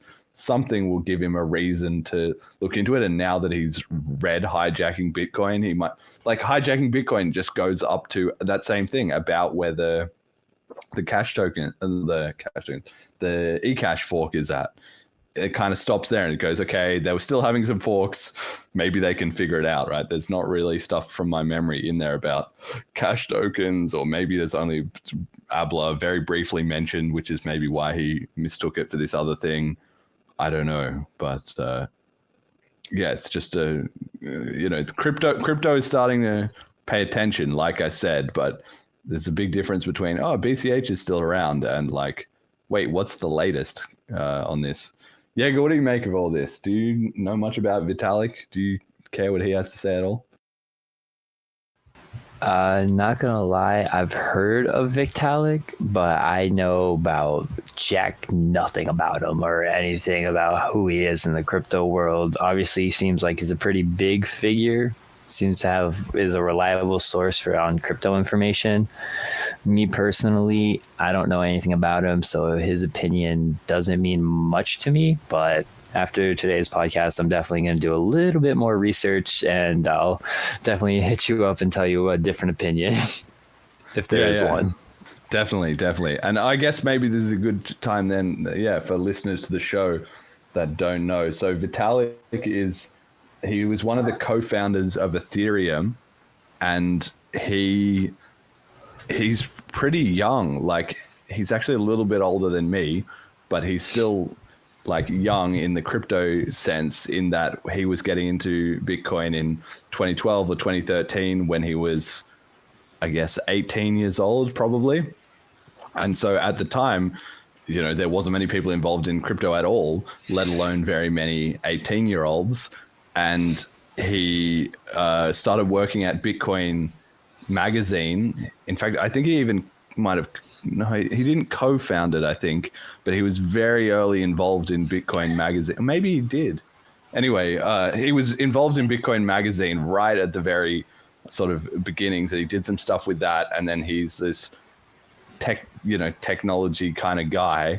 So then who already knew a lot about computer science and programming and everything like that. And then he was involved in Bitcoin, but because of the stagnant attitude of the Bitcoin core development team, which several years later would lead to the Bitcoin Cash split, he decided, look, if I want to experiment with all this stuff, I'm going to just have to do it my own way. So he got a bunch of other people who were mostly, like, older than him, and they started Ethereum. And then being involved in that, he got a share of the initial, like, pre-mine, basically. And then now that ETH is where it is, he's like a crypto billionaire. And he's got, a lot of clout because he's been obviously critically, involved in Ethereum all throughout its life. And as a result, he's largely responsible for pioneering the EVM that lots of other crypto chains have popularized and stuff. Anyway, the last year or two, he's drawn back a little bit. Like, he's less active than I think he used to be, but he started getting into, he did this thing called, like, Zuvalu or something, which was some kind of alternative hippie crypto retreat kind of thing, where he was trying to get people interested in different ways of organizing society or something like that. So anyway, he's just a bit on another planet these days, but it was very interesting to see him. I think it was just that Hijacking Bitcoin got released, and that's why he started paying attention again. But anyway, he in the block size where he was a self-described medium blocker, or at least that's how he's come to justify it in hindsight. He talks about it on the Lex Friedman podcast, if anybody's interested in hearing his thoughts about that. But he would have a similar view to what is today the Bitcoin Cash view, right? Before all at the time there was all the BSV people in there as well who wanted unlimited gigablocks, and he was kind of like, that's stupid. So they're all now out. So he would actually be quite a good fit for BCH now if he wanted to get excited about it. But the last we've heard from him on that until now was when he replied to me on Twitter I think, when was that? Maybe a year ago or something. And I asked it, he did an AMA, and I said, what do you think of BCH now? And he said, you guys seem like maybe you're getting it back together. Good luck. That was it. So he didn't look into it then, and he didn't really look into it now. So we're still waiting for something to trigger it. But that would make a huge difference if he did. Okay, so that's where he's at. He's still a bit stuck at XEC 2020 split BCH idealistic rebels that never really got it together. We have also a nice clip here from our wizardly friends at the Taproot Wizards, Eric Wall making a strong bid to get in the intro for next year, 3 years running. Let's hear what he had to say about it. To the point of like, why is it like, if you can make very complex things and destroy Bitcoin if OpCat existed, like why don't we have that? Why hasn't it happened on Bitcoin Cash? And the answer to the question is that, well, Bitcoin Cash has, first of all, Bitcoin Cash has a number of other introspection opcodes, so that if you wanted to build covenants on top of Bitcoin Cash, it's not even like necessary to use CAT specifically. But the broader point is that, well, these MEV concerns would only really materialize on Bitcoin Cash if Bitcoin Cash, first of all, started to build expressive environments on top of itself and had lots of MEV. Like, these issues don't emerge. Like, the only way that these issues emerge is if you have a lot of DEXs and arbitrage opportunities and MEV, and that you don't get that from just the opcodes alone. It's the ecosystem and the states and. Well, guys, I think you're. I think it's ultimately very, very hypothetical. It's the same question. I think you guys are getting. It's the same question as like why is America the only country that like went to the moon? You know, like other countries have like resources equivalent to like 1950s America. So like why has only, this been achieved in one geographic region? It's sort of the same thing. It's not necessarily just about like some sort of like raw resources or potential. There's a number of reasons why sophisticated engineering challenges are risen to in one community versus another. And it's not just about that, like theoretically it could be done. I think if you are a smart dev and you're saying, I'm not going to build on Bitcoin, where can I build the coolest rollup? You're not necessarily going to say, okay, I'm going to go and do it on Bitcoin Cash because they have the technical, resources to be able to do it. You're probably going to build an Ethereum startup. So I think that if Bitcoin Cash were the only other thing in town, then people probably would build these things there, given that there's like the technical propensity. But like the builders aren't there in the same way. Also, just for context on this entire conversation, for those who are listening and are wondering why the hell we're talking about Bitcoin Cash, I was today years old when I learned that Bitcoin Cash has already adopted OpCat. So that's just maybe useful context for this conversation. So yes, OpCat has already been battle tested by a blockchain kind of similar to Bitcoin. So yeah. So in their quest to get OpCat activated on BTC, the Wizards have, of course, uncovered the fact that BCH shipped OpCat along with a bunch of other upgrades 6 years ago and with absolutely zero controversy. And so now them and the rest of the Ordinals crowd are in the position of trying to justify or rationalize why that isn't a sign that the thing they want now we did 6 years ago without any drama. And so like we are the more competent developer community, clearly, but they need to find some excuse or some way of explaining to themselves why that isn't the case. Of course, I'm very glad that they've got to the point that they now recognize that we're in the future relative to them, and by a very long way too. That was 6 years ago. Like, that is very old news in BCH. So you've got a few kind of different excuses. You've got there, Eric is trying to say, well, the reason they don't have a lot of MEV is basically because the ecosystem is too small, that if it was bigger, then there might be more comparable to BTC. That's kind of true, but kind of not. It is true that our ecosystem is small, and maybe as it grows, we'll get some issues with, MEV and stuff like that. But that's not really the root of the issue, because it is a UTXO chain. So there's less opportunity for MEV in the first place. And we can design around that. The other guy, I think that's Domo, but I didn't know for sure. He was talking about only some communities rise to these engineering challenges. He's trying to analogize BTC to being like America in the space race. And he's right that, okay, like if there's no reason to do it, even if you have equivalent resources, you're not necessarily going to do it. There's more at stake in what happens in any one community. But he's trying to say like BTC is going to rise to this grand engineering challenge when it's the other way around. BCH already did OpCat, so we've risen to the challenge, and BTC is trying, well, at least their little camp is trying to get it going on BTC 6 years later. This is supposedly in service of building these big ZK snarks, which again, we don't need to. Like, we're just already surpassed that, but they're still, playing with their little toys over there, trying to get that together. So reality has now got to the point that they're desperately trying to justify how is it the case that we think we're the smartest guys, but we're struggling to do what these other guys are just light years ahead of at this point. So anyway, I'm glad that they at least have got to that point, that it took a little while to even get them the message that, guys, we're actually in the future, but they do now recognize, at least this half of the BTC community, that we are in the future. I also thought Isabel Duke, who comes in at the end there with her, kind of similar. This is so funny.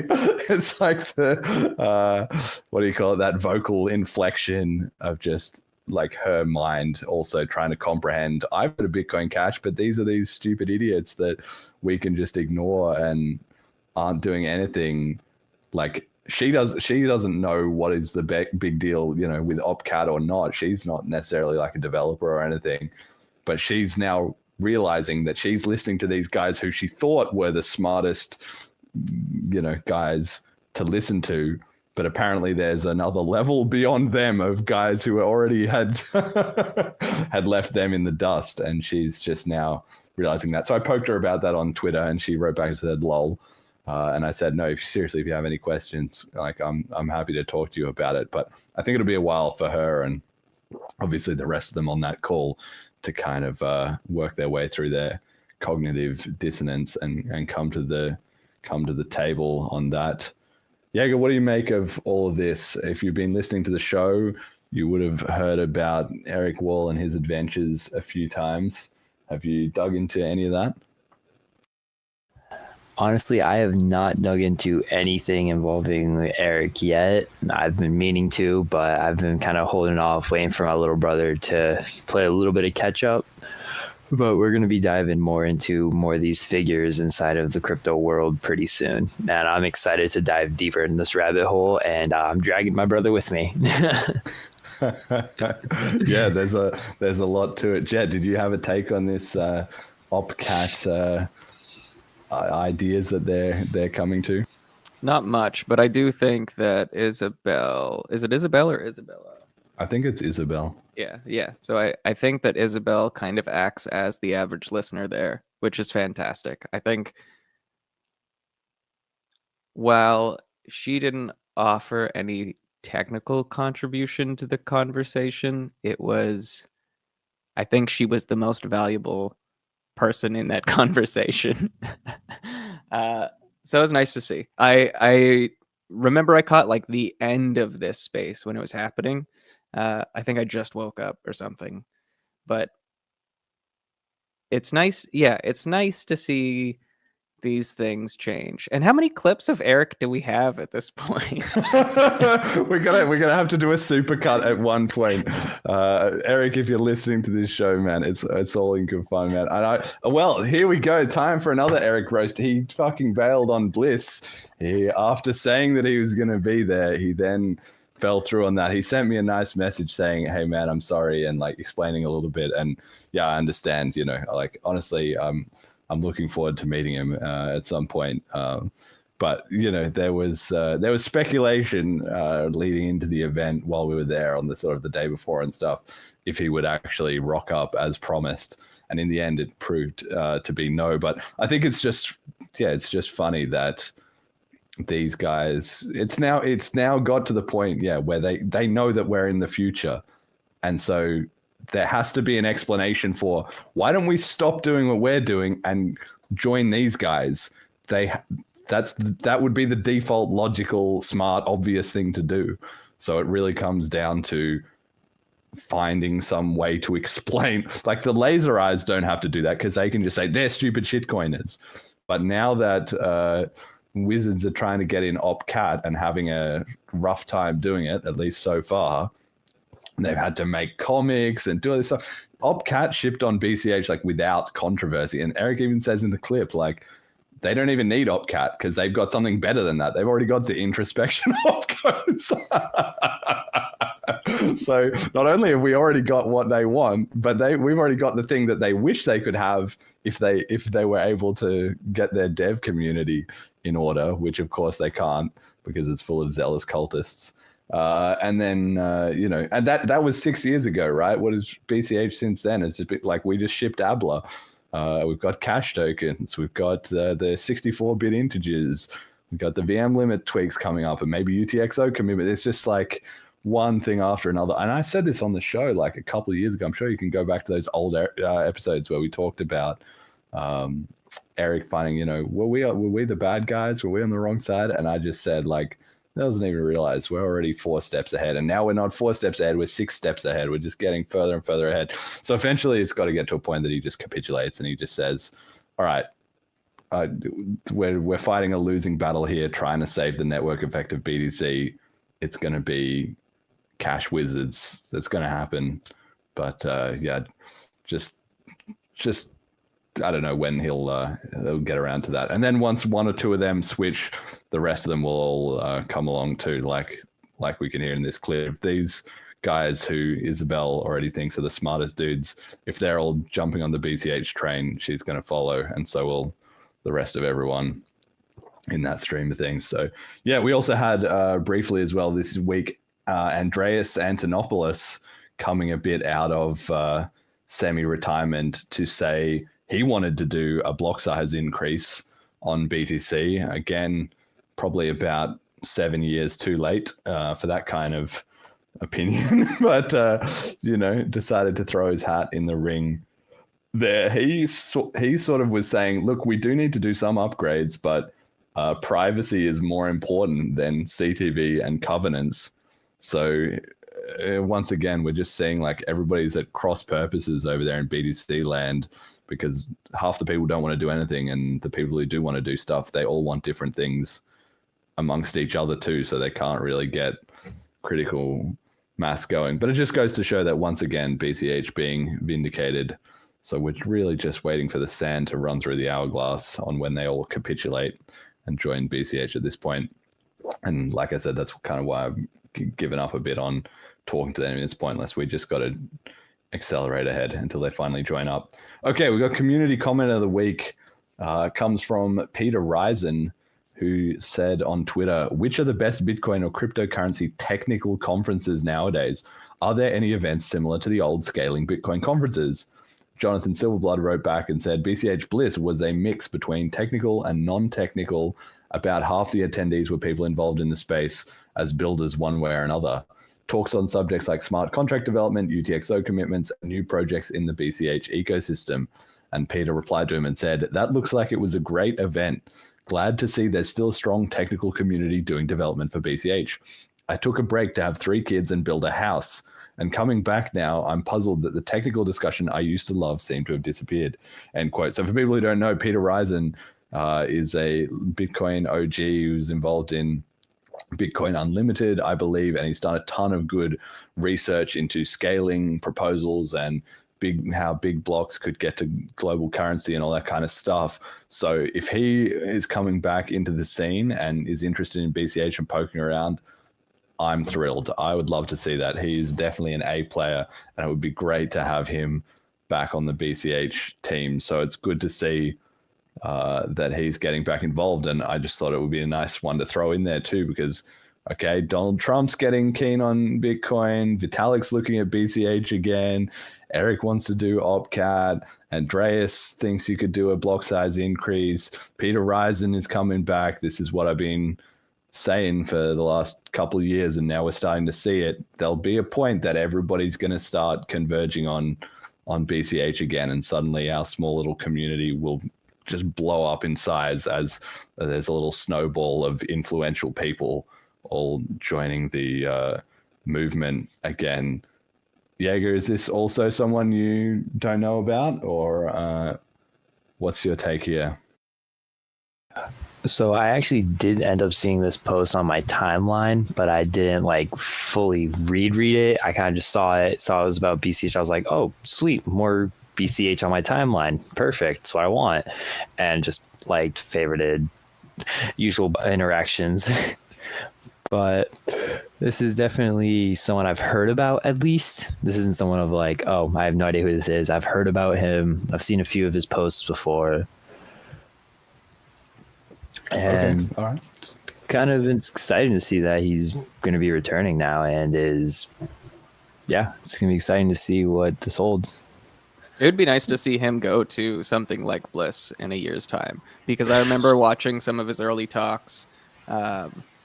Not too long ago, and even like a year ago when I was looking into NFC payments again, like I think it was his talk that was the only one that was like not just, oh, maybe this would be a fun idea, but into the technical details of like, how do we make an application for a Java card that can do these signatures?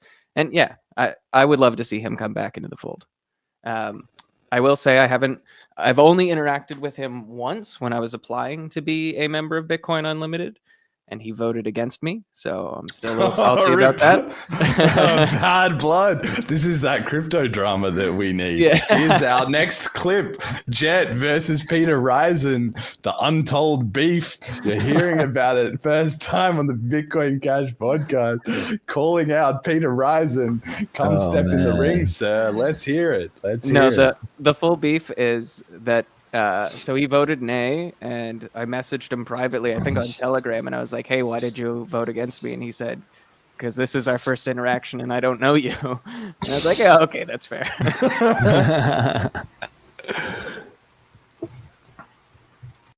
Oh, did we lose Jeremy? I think he just crashed. All right, he will be back, I'm sure. Yeah, I'm gonna see if I can find any of his old. Are you on Telegram? I am. I'm Rico on Telegram. Okay, I'll get Jeremy to send me your profile, and then I'll send you some of those early talks from Peter, because yeah, he is. It's very technical. I wouldn't expect like someone new into crypto to follow along 100%, but just to see, he knows what he's talking about. Yeah. I wonder if Jeremy's like battery died or something. Normally he's pretty quick to come back. Oh no. We're gonna take an intermission. Yeah. Now we have two faceless voices on the screen. What's up, guys? Oh no. How's everybody doing? Let's see. We do have a question in the chat that we didn't get to. This is from early on. I don't even know if the listener is still here, but do you own any meme coins, and if so, which ones? I actually don't own any meme coins. I've thought about buying meme coins before, just for the kicks and giggles of it, but I've always seen it as it's a meme coin. It's not going to make any value. It's not worth the risk of putting my money into it just to lose it for the memes. Oh, so you're not Doge to $1 then, huh? No, I'm not Doge. I'm not Doge to $1. All right, welcome back, Jeremy. Hey, glad to have you. Yes. We're doing Q&A from the chat, maybe, or something. Yeah, we were just picking up a couple questions there while you were away. All right. Well, don't let me interrupt. We got a couple more. There was that one, and the other one is just if we have any news about Roger, and I don't think we do. So no, still in Spanish prison, as far as I know. He must be getting sick of it. Bloody hell. Like, you know, I mean, I'm sure when he first got arrested, apparently he was like in good spirits and stuff. You know, maybe he was thinking like, oh, here we go again, but, you know, give it 48 hours for processing, blah, blah, blah, and I'll be out on like, you know, day release or whatever, you know, post a bond, and then I can fix it up with the lawyers after that. But he's been in there like a month now or more, so I'm sure he's starting to get a bit like, guys, my life's slipping away here, like on charges that are apparently, you know, still vague or a bit trumped up anyway. Like, oh, so ridiculous. So yeah, no good news on that front, I don't think, or no news of any kind really, good or bad. All right, meme of the week. This one comes from David Shattuck with his experience at Bliss. Speaking of, he posted on Telegram, my boarding pass didn't work in Amsterdam. They asked me to step out of line and go talk to this guy at another desk. I was like, oh, here it is. Can't get back into America. Straight to jail. But then the guy just printed a new boarding pass and wished me a pleasant flight. Smiley face. What is that? Cross-eyed smiley face emoji. It's like the capital XD from before emojis XD. were popular. Okay, XD. All right, yeah, XD. The old school emoticon.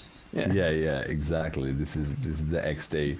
So yeah, I just thought this was funny when he wrote this. I laughed because it's definitely true. Like, we didn't have any issues like that. We had some people that weren't able to come to Bliss because they had problems with getting their visa approved and stuff beforehand, but we didn't have any problems with anybody like running into problems with like airport security or anything like that. But I said before the conference, like, guys, like, don't be all blinged out in your BCH gear and stuff, like going through the airports. Just keep it low key, and if they ask, just say I'm here for a tech conference, or I don't know, traveling or whatever. Don't get into the weeds of cryptocurrency adoption with airport security. So anyway, I was glad that worked out. But when he posted that, I was thinking that was funny because he'd also been traveling around before. So yeah, I'm sure he was thinking, here we go. Now it's going to turn into 20 questions of like, where have I been and what have I been doing in Europe and all that. I think next time we've got to do a pilgrimage, because like I saw Ryan went to Venice afterwards, and I was like, I was just in Venice. And then David going to Amsterdam. I also went to Amsterdam afterwards. I think, and I was thinking about this too, I think it would get annoying real quick. But if a bunch of BCH people like rented out a house for a month or something, I don't think we're all agreeable enough to really do that. But I think it'd be a good time. Well, you say that, but we had no problems at the conference, right? I was expecting at least one person to get in an argument with somebody else, or somebody to be salty about their room or the food, or like anything, like any event with more than two people, you're almost guaranteed that somebody's going to have some kind of problem, right? But we had zero. And I was thinking about that. I thought, why is that? Is that because on our first try, we have just delivered the world's best event? No, that definitely wasn't it. What happened was just that people in the BCH community, firstly, were glad that they were having any conference at all, I think. But also, secondly, they're just already chill people, right? Like this whole, libertarian, voluntarist kind of vibe is actually a pretty good one, which is that people are just kind of like, I'm going to be responsible for myself. I'm going to make sure I have a good time, and like I'm not going to get too stressed about small stuff, So yeah, that actually worked out really nicely for us. But yeah, this one made me laugh. Okay, we got a message to the community. Jager, you've listened to a bunch of the show. You know exactly how it goes. This is your chance to speak to the Bitcoin Cash community with any story or point of view or thing you think they need to know and be aware of. All right. When you get into crypto, don't expect to just instantly make thousands upon dollars. This is a high risk, high reward thing. It's a high risk, high reward game. It is a long run game. You have to be patient, and you have to be willing to accept losses. If you're too scared to lose out on a coin you have, don't invest in it. You have to be willing to accept the risk of losing money. Yeah, good advice. I think, like they say in crypto, don't invest more than you can afford to lose. But as I have said, that I like to say, don't invest more than you understand. So start small with money that you're prepared to throw away, and then as you get more understanding of what's going on, how to look after it, which coins are going to last, and all that, then kind of ramp it up from there. But you don't need to be too fancy about that otherwise. Did you have anything else you wanted to bring up on the show? I mean, I know you said you were there with your notepad and stuff like that. I just wondered if you had any other questions or anything you wanted to throw in. If I figure out where the hell I put my notepad, I don't. Oh, there it is. What the hell did I have? One question I had was, what's the end goal with Bitcoin Cash? Is it to become like Bitcoin, or is it to become something better? Like, I don't really understand what the whole goal is. Yeah, so I have a FAQ on my site, which is, let me just look up the title right now. But it is something like, here it is. It's, what do you mean by following Bitcoin Cash on its rise to global reserve currency, right? So I say that at the start of every show, following Bitcoin Cash on its rise to global reserve currency. So what I think that means is that Bitcoin Cash is going to be the #1 most transacted currency in the entire world, replacing and then far exceeding the current trade of the US dollar. The vast majority of the world population, I guess, will stop counting or caring at about 6+ billion people, is using Bitcoin Cash every single day on chain for all of their economic activity, or the vast majority of it at least. So grocery shopping, corporation spending, government payments to the extent there still is governments at that point, you know, charities, automated DeFi, everything will just all be Bitcoin Cash. Obviously you can have automated stuff, AI stuff as well too, and fiat currency is gone. That'll be the end of fiat by the time you have 6 billion people using BCH and the rest using some kind of crypto or some, you know, gold-backed tokens or whatever it is they're doing at that time. All of the fiat currencies are just hyperinflated to worthless. So that's my end goal, is that everyone in the world, but I think at about 6 billion people you've basically got there, is using Bitcoin Cash for all their daily commerce. Okay. Yeah, I understand that a little bit. I mean, much more simply, I think Jeremy's view is very grand, and like I also support it, but much more simply, I like to think of it as, if I can pay my power bill, pay my groceries, pay my rent or mortgage or whatever it is, I just want to be able to live off of this and use it as money in my day-to-day life. And I think if the more people do that, the closer we get to global reserve currency. He summed it up perfectly, because I'm stupid. Then that's kind of one of the reasons why I've been pretty heavy in watching the podcasts and doing my notes and everything, is I genuinely do support the idea that the Bitcoin Cash has. I feel like it's going to be a very revolutionary changing coin, and if we reach that point where we can pay everything, like he was saying, bills, groceries, hell, even gas, with Bitcoin Cash, that'd be changing everything. Absolutely. Do you have another one? Not really. You went over a lot of the things I was going to have questions for. Well, what were they? Out of curiosity, what were the things going to be?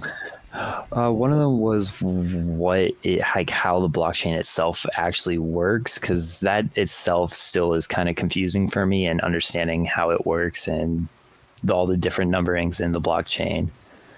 Yeah. Okay. Well, let's talk about that. That's not something that I think we've ever really done in detail on this show, and maybe we should do an episode about that at some stage, right? But basically, the way you need to think about it, the way I try and explain it to people is, so you understand that a bank just has a ledger of transactions, right? Jeremy sent money to Jet sent money to Jager sent money to Sally, right? So they have a line, A sent money to B, right?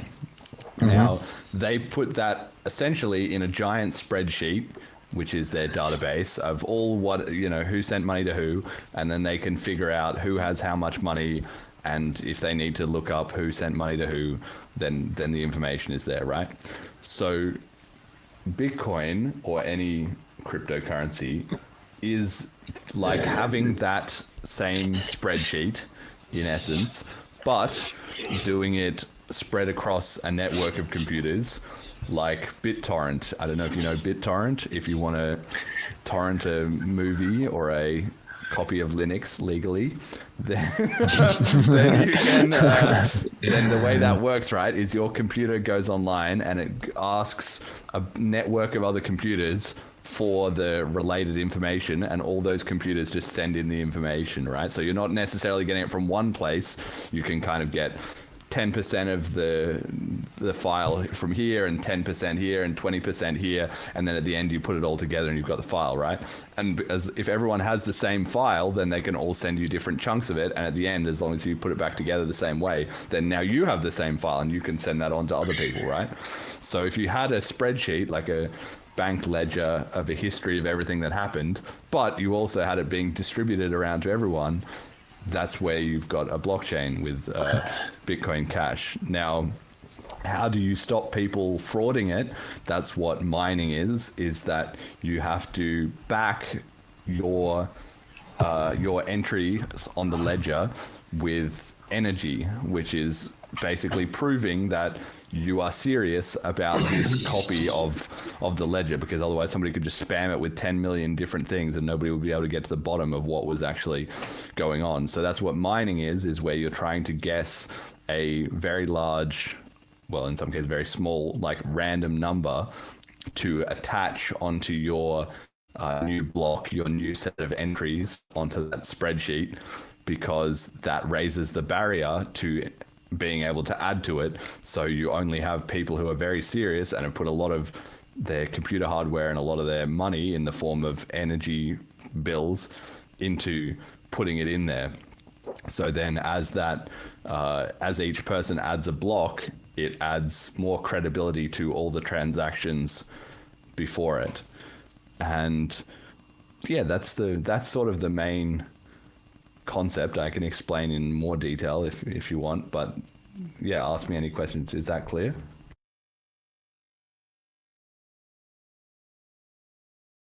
It helped if I was unmuted. Yeah, that was pretty clear. I have a general grasp of how it works now. Definitely going to take that information and backtrack on more research to better understand it, because I don't have any questions off the top of my head right now. Okay, cool. Yeah, and for anybody who is curious about all this stuff, if you go on bitcoincashpodcast.com, I have a Start Here page, which has explanations about some of this. And you can also, of course, just go on YouTube, and if you type in how does Bitcoin work or how does blockchains work or something, there's people who've already made, videos with hundreds of millions of views that are very highly, rated or whatever, with that just break this all down in simple terms. And it is a useful thing to know about how it all works under the hood. We don't tend to cover a lot of that on this show because we're already like way down the rabbit hole and we're dealing with current news and all that sort of stuff, but it's very important info to have for sure. All right, cool. Unless you got one more question, otherwise we'll wrap it up. No, that was pretty much it for today. That's all I had. All right, brilliant. So we got to do our supporter appreciation. Thank you to our donators. You're the best. Thank you to our patrons, Ricky and HP. Thank you to our sponsors, General Protocols, bchball.com. We're going to have a new flip starter coming soon. I haven't got around to polishing it off yet, but we will need to do that for episodes 116 to 125. So you can look out for that one. And start guide, FAQs, links at www.bitcoincashpodcast.com. If you're new, you can listen to episode 85, where we explain all the show and what's going on here and covering all that, how we're going to get 6 billion people on board and all that involved. You can check out Selene Wallet at selene.cash if you actually want to transact in BCH. Of course, I recommend everyone to go take a look at the Bliss content as well that we've got too. It's all on the YouTube channel and on Twitter, and it's on the website as well too. If you look up the FAQs and then events, there's a Bliss. You can click on that, and all the videos are there. So yeah, take a look at that to catch up with the latest and greatest in BCH. And our shout outs for the show. Jager, you're first up. Or anything you want to give a shout out to, and where can people find more of you?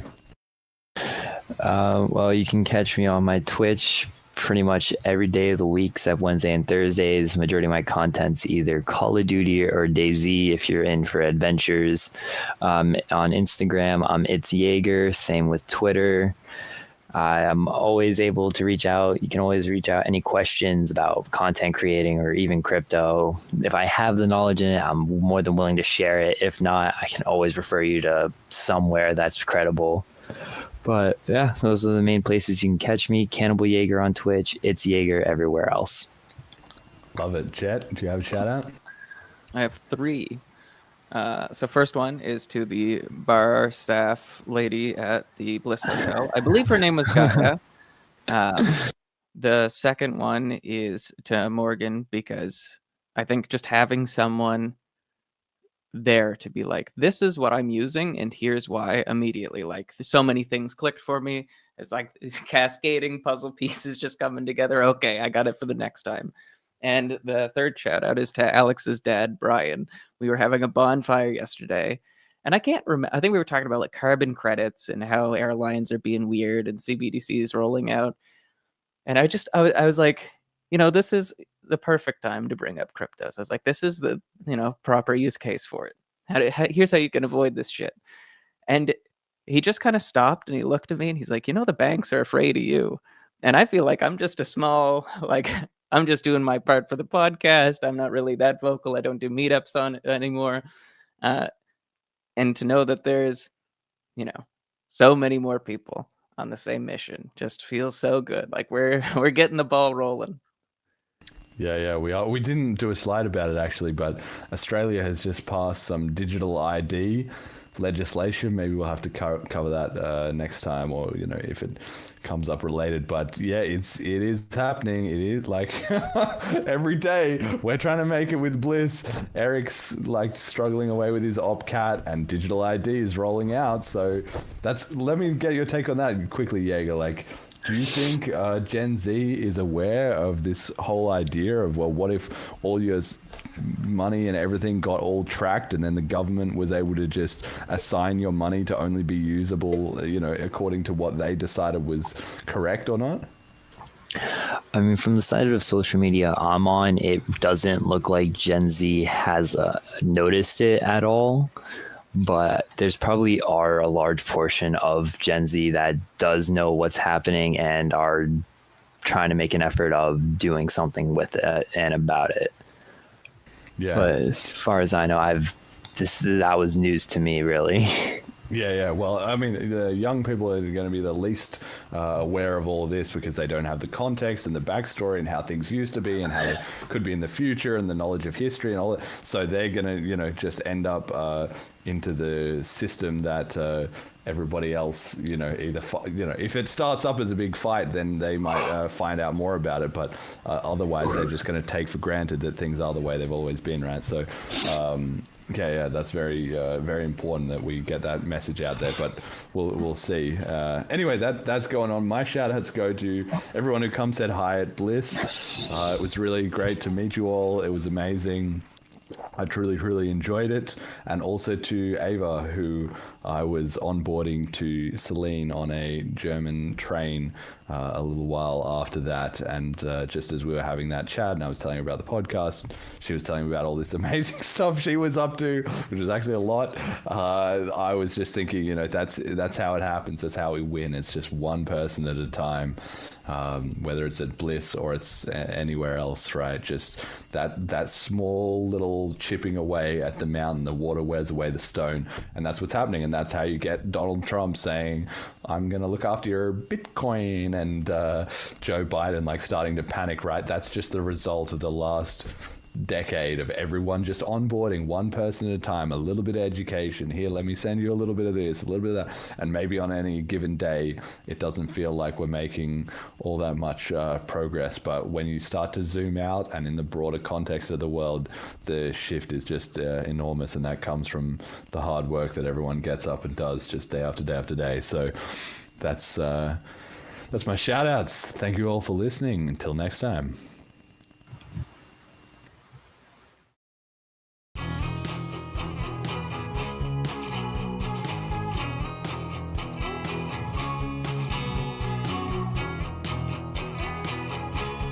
Exit the CBDC nightmare.